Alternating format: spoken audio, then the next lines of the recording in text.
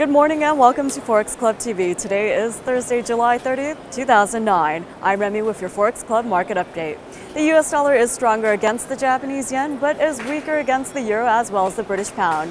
At the opening bell, we're seeing US equities trade higher, and with risk demand back up, we're seeing safe haven demand for the US currency weaken.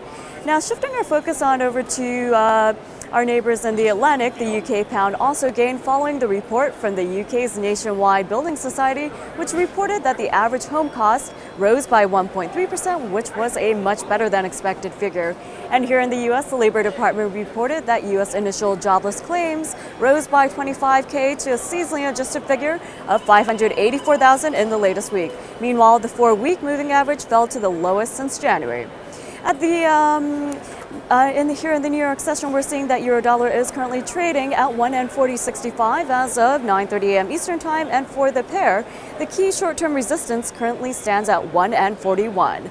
Now, the preference of trading central analysts is to short positions below that pivot point of 1.41, with targets standing at 1.4005 and 1.3945 in extension. Now, alternatively, above that pivot point of 141, trading central looks for further upside with targets at 141.20 and 141.50 as targets. And moving on to dollar yen, which is currently trading at 95.60. In the short term, a bounce is expected for this pair. Dollar yen has also validated an intraday double bottom, and the neckline around the 94.60 area maintains upward pressure.